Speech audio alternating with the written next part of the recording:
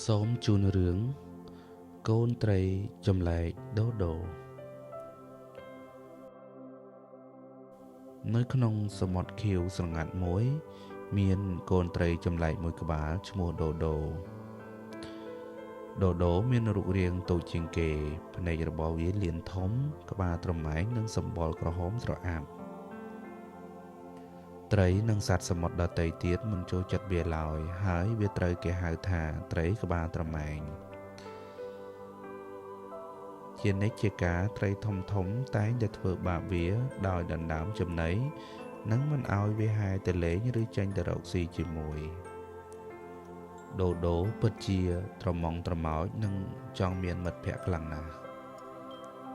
ថ្ងៃមួយវាបានព្យាយាមចូលទៅលេងជាមួយនឹងកូនមឹកមួយក្រុមប៉ុន្តែវាត្រូវបានគេដេញចេញទៅត្រីក្បាលត្រម៉ែងដូដូតបហេតុអ្វីបានជាពួកបងមិនឲ្យខ្ញុំទៅលេងជាមួយអីចឹងត្រីមួយក្រុមនោះតប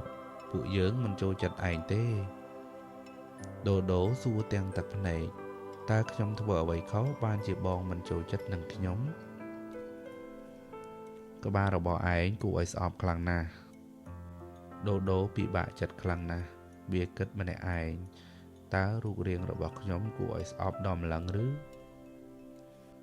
ដោយសារតែគ្មានមិត្តភ័ក្តិដូដូតែងតែហែរទៅរកចំណីម្នាក់ឯងនៅតំបន់ឆ្ងាយហេតុនោះហើយទើបវាស្គាល់ស្ទើរតែគ្រប់កន្លែងទាំងអស់នៅក្នុងសមុទ្រនោះ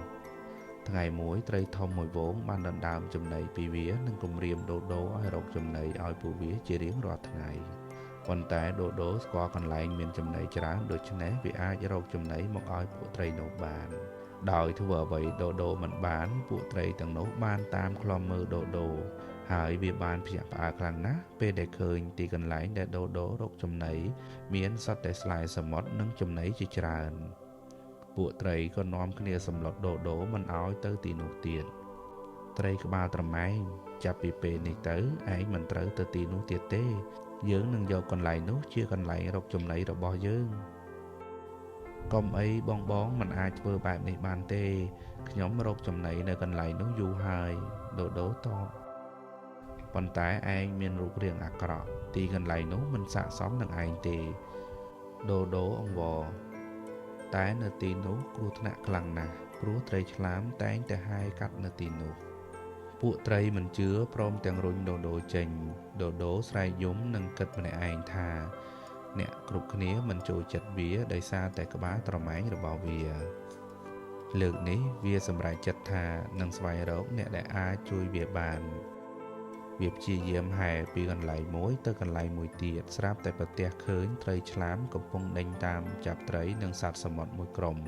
ដូដូស្គាល់ច្បាស់ថាជាត្រីរស់នៅក្នុងតំបន់វាដូដូបានព្យាយាមហែរទៅជួយពួកត្រីនិងសត្វសមុទ្រទាំងនោះដើម្បីរកកន្លែងលាក់ខ្លួន